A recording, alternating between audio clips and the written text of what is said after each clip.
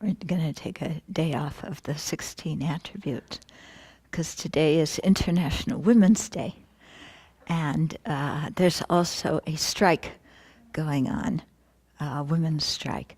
So I thought I would read you a little bit from what I found on the web about it.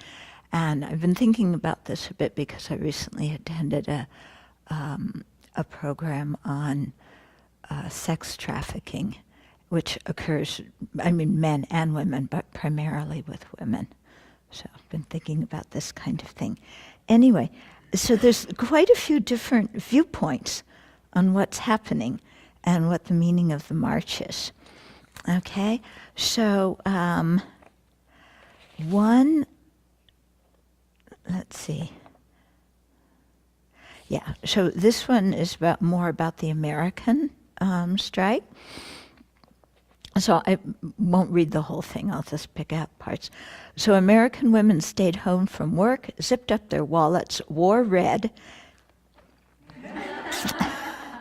and joined rallies across the country to demonstrate their economic clout Wednesday as part of International Women's Day events around the globe. So this was a day without women. The idea with women, staying home from work and I guess not doing housework or whatever, was put together by the organizers of the vast women's marches that were held coast to coast on the day after the inauguration. And so some school districts in Maryland, Virginia, North Carolina, Rhode Island, in those 3 states canceled school today because there weren't enough people to work in the school. In Providence, Rhode Island, the municipal court closed for lack of staff members. So, these are just a few places, but it's really kind of illustrating that women are quite important for the economy. Rallies were planned in New York, Philadelphia, Baltimore, Milwaukee, Washington, and Berkeley. And some businesses and institutions said they would either close or give female employees the day off. Okay, so one health worker was saying that she had to go to work today, but she put on a red shirt in solidarity and donated to charity, including Planned Parenthood. Okay, and she said, I have bills to pay, but I want to make my voice heard, no matter how quietly. I also wanted to make a statement to say that women are doing it for themselves. We're out here in the workforce, and we're making a difference every day.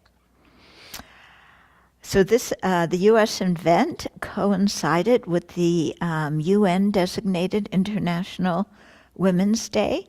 And so Germany's Lufthansa airline had 6 all-female crews flying from several cities in the country to Berlin.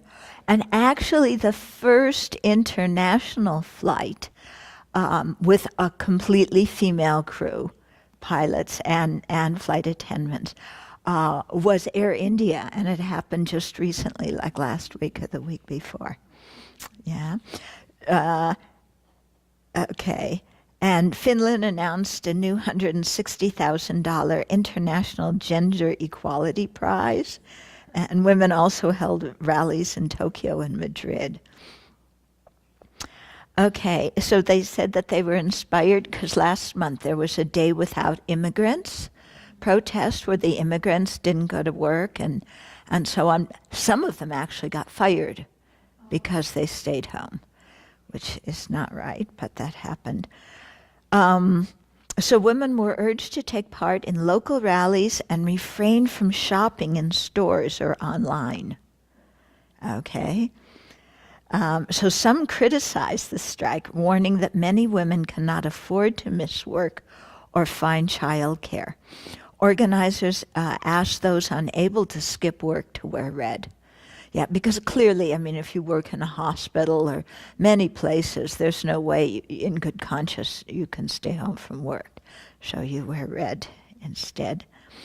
So the action is aimed at highlighting the importance of women to the country's socio-economic system and demonstrating how the paid and unpaid work of women keeps households, communities, and economies running.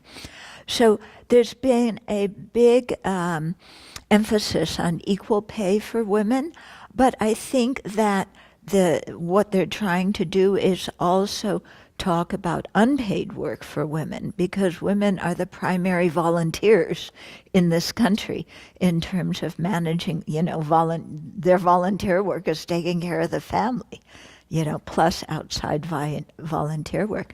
But if you look, in the care of the elderly relatives who stay at home, it's women who take care of them mostly.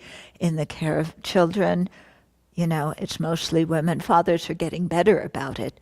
But, so there's a lot of unpaid work. And to get this recognized as something valuable in the country instead of, well, that's just what women do because they're women, So the organizer was saying, we provide all this value and keep the system going and receive unequal benefits from it. And she added that it's important for white women to be in solidarity with minority women. It's when women of all backgrounds strike and stand together that we're really going to see the impact. And I think this is good because before, like after, what was her name? She's a CEO of some company. She's Sharon Sandberg or somebody. She started this Lean In Women group for Lean In movement for women about helping, women get higher positions, become CEOs, get equal pay, get equal recognition. And a lot of the minority women said, we can't relate to this. This isn't a women's movement for us. We don't care about becoming CEOs. We're not interested in becoming CEOs. We're trying to get bread on our table. We're trying to find jobs. We're trying to find to stop domestic abuse and racial inequality and prejudice in general. Yeah. So for a lot of minority women, and I see this, when I've been with the Tibetan women too, that the women, their concerns are with their whole group, not just with women's plight within that group. And so for white women or privileged women, then they need to be more sensitive to that kind of thing, to what the real concerns are for minority or impoverished women, because it's different. Yeah. So getting everybody to be in solidarity. And this is what I liked about the march on January 21st, is everybody came with their causes, and all causes were welcome. And everybody, men and women, at the Women's March supported all the causes. And I think that's the way it has to be. Yeah, because if we have, inequality against any group in society, it harms the entire society and we're all affected. So the dear Prez took to Twitter and asked others to join him in honoring the critical role of women in the U.S. and around the world. But he didn't say what that critical role was, or what parts of the body he was referring to. He tweeted that he has tremendous respect for women and the many roles they serve that are vital to the fabric of our society and our economy. Again, he didn't specify what those roles were. Women make up more than 47% of the U.S. workforce. Yeah, that was not true when I was a kid. Yeah. They're dominant among registered nurses, dental assistants, cashiers, accountants, and pharmacists. And they make up at least a third of physicians and surgeons, and the same with lawyers and judges. And women also represent 55% of all college students. Okay, at the same time, American women earn 80 cents for every dollar a man makes doing the same job. Yeah. The medium, or maybe it's just in general. Yeah, maybe it's in general. The medium income for women was $40,700 in 2015, compared with $51,200 for men, according to census data. That's pretty significant. Then here's another article, and this one I think was written by a woman.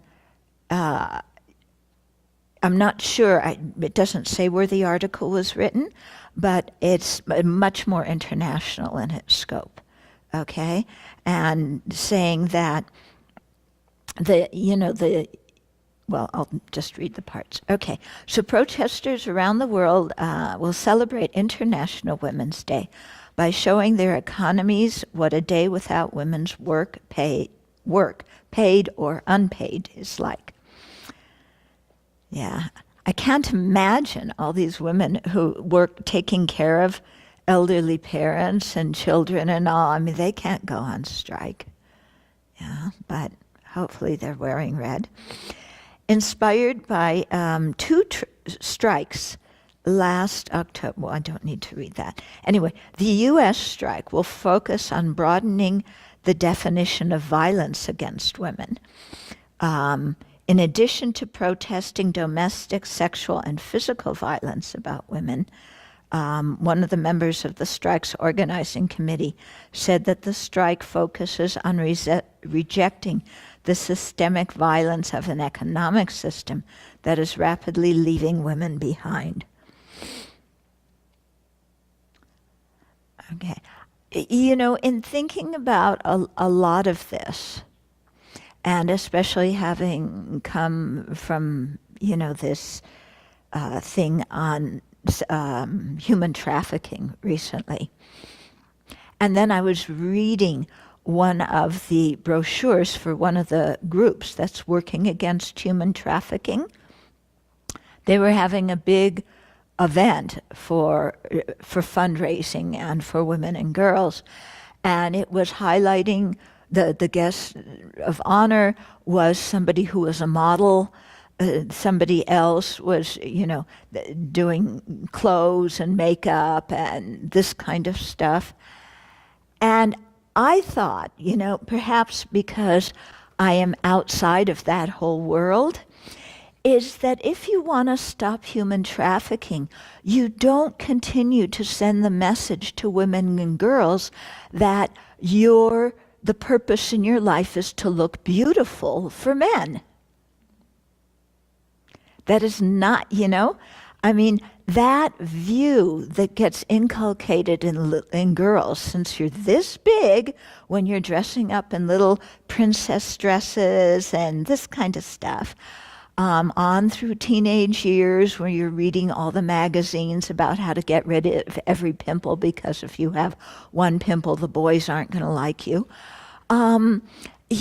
All this stuff that you get as you're growing up as a little girl, I think really it demoralizes women, makes them feel powerless, and reinforces this age-old concept that the only value of a woman is for sex and to have babies.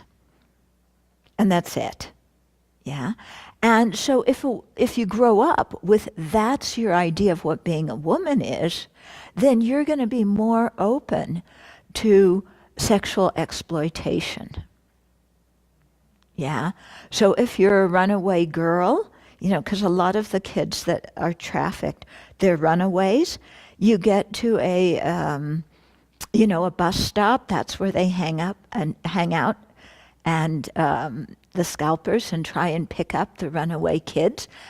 And, it's very easy to take a teenage girl and force her into commercial sex if she arrives at a bus stop in a city where she doesn't know anybody and doesn't have any money. And if she's grown up with this idea in her mind that, my true value as a woman is sex. Forget my intellect, Forget my other capabilities and talents. Bottom line is that. And so that mentality, I think very easily feeds into trafficking and exploitation. Yeah, that's my view. And so, I think that's a big root of it, for me anyway. Because even if you're wanting equal pay for women, as long as women feel when they go to work that, again, bottom line is I have to look good, I have to be beautiful, so that at least the men at the workplace will respect me, and I can't speak out and say what I really think because then they call me a bitch. As long as women feel like that when they go to work, then it continues this thing of, you're not worth as much as a man. Your opinions don't get listened to when you speak. Yeah. If a man says the same thing later, he gets a lot of praise. But a woman who gives the idea earlier, doesn't. So to me, all these things are quite related with how you are acculturated, to be a woman. Yeah. Yeah, and I think even in impoverished countries, it's the same way, especially there. Yeah, women's role, have babies, be at home, be sex objects, and that's how you fit in. Okay, anyway, that is my rant. So this is the day to emphasize the unity between the work done in the so-called formal economy and the domestic sphere, the public sphere and the private sphere, and how most working women have to straddle both. Labor is understood to be work only at the point of production, but as women, we know that both society and policymakers invisibilize the work that women do. Yeah. The strike calls for women to withhold labor, paid or unpaid, from the United States economy to show how important their contributions are. So I can't imagine, you decide to go on strike, you're not cooking dinner, you're not picking the kids up after school, you're not taking care of the kids and bathing them and putting to bed, you're not doing the laundry, you're just coming home and you plop yourself down and do what you want to do. And then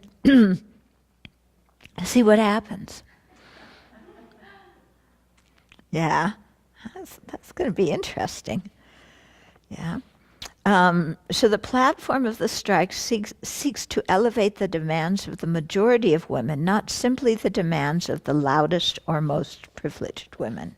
So that's good. The language of feminism in recent years has been used to talk about lean-in feminism. That's what I was talking about before. We do not, and this was put out by a woman who was a CEO, from a very wealthy family, and her husband very supportive of what she did. And what is interesting is after she wrote the book, her husband died while working out in another country, and all of a sudden she was a single mom managing the family and the kids. And she wrote later, because when she first wrote her book, many people said, hey, you're not talking to us, we're single moms, After her husband died, she said, oh, now I understand. But still she had a wealthy background and money, whereas many women who are single moms, really lack a support system. Okay, so this organizer continued, we do not want a world where women become CEOs that are equal to men. We want a world where there are no CEOs and wealth is redistributed equally. Wow. This, she explains, is why they decided to convey their new international feminist movement around the socialist philosophy of feminism for the 99%. The slogan evokes the 2011 Occupy Wall Street movement intentionally. We thought that Occupy had a wonderful resonance in being able to articulate that the problem with our lives was not just one or two issues. Yeah, the problem with our lives is the system of exploitation and oppression that affects the vast majority of people, while whether men or women, while the minority, the 1%, profit from all of this. Yeah. Okay. So they're hoping to train the effect of the protest on behalf of some of the country's economically vulnerable women. Okay. So some people have criticized it, the strike, for focusing too much on women of privilege. Some say that the women with job stability, financial security, and physical ability to leave their workplaces for a protest will be the only ones who show up, and that marginalized women will be excluded. Probably true, yeah. But the strike organizers said that Wednesday will offer an opportunity for those with resources to stand up for the more marginalized women who will bear the brunt of the economic decisions made by the Trump administration. The women that are most vulnerable to this economy have been engaged in strikes or other forms of labor movements for a long time. And so this strike today is a way of connecting the feminist and labor movements and educating new activists from the Women's March about how they can get involved locally. So local labor unions, legal and immigrant organizations have all endorsed this strike and will participate. So that's nice. Because many people lack labor protections in this this country, and women are probably the majority who lack labor protections because they have part-time jobs, or if you're an immigrant, you have no labor protections if you're a nanny or cleaning house or whatever. So because of that, the organizers have made an effort to encourage participation in ways that will not jeopardize their jobs, suggesting that supporters who cannot strike consider wearing red, only spending money at women-owned and small businesses, or support local groups already working for social justice within their communities. Everyone should do what they think is practical for them. That's everyone's choice to make in the context of their own particular situation. Okay, ultimately, the goal of the strike is to build a movement of women who agree that the well-being of a society stems from affordable affordable childcare and health care, and an equal living wage, not rage. Historically, when the state declines to provide things like health care and child care, those responsibilities are thrown back on the home and on women. The people who usually do most of the work in the home and support the family are women. So women know. Women know what is missing, and women know what they need in the broader society and what is needed in terms of government action on many of these things. Yeah, which is interesting because, of course, the GOP wants to get rid of Obamacare, which is going to make getting health insurance much more difficult for people, especially people at the lower end of the financial scale. So anyway, that's what's happening in the world, considering that you're all being very good and not looking at the news during retreat. But I thought that, International Women's Day is something that we should talk about and know about and support. And we're wearing red.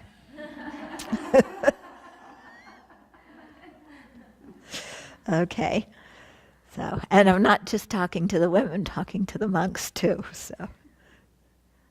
Okay? They're wearing red too. Yeah, they're wearing red too, you bet. But what my experience is, at least in terms of Buddhism, I have more and more men coming to me and saying, why aren't there more women teachers? Yeah, and we want to see more. And the men are recognizing that it's detrimental for them as well as for the whole group. And actually, I had a very interesting interchange at our Western Buddhist Monastics Conference with one of the Chinese monks that I know quite well. We're very good friends. We can talk quite frankly with each other. And I had visited his monastery when I was in Taiwan a few years back. And somebody, one of the nuns had taken me around and we talked for a long period of time. And she was telling me that, they have a men's educational institute and a women's educational institute. So the women only teach at the women's educational institute. The men teach at the men's and at the women's educational institutes. And so I said, I found that very interesting that she told me that, because that really puts the men at a disadvantage, because they don't get to hear the teachings that the nuns give. And they could probably learn something or see the Dharma from a different perspective in receiving more teachings, and they're more limited in who they receive teachings from than the monks are. And he looked at me and he said, yeah, that's true. Yeah? So I thought that was interesting, because usually that's done, for other reasons. But it actually is putting the men at a disadvantage. Yeah? Okay.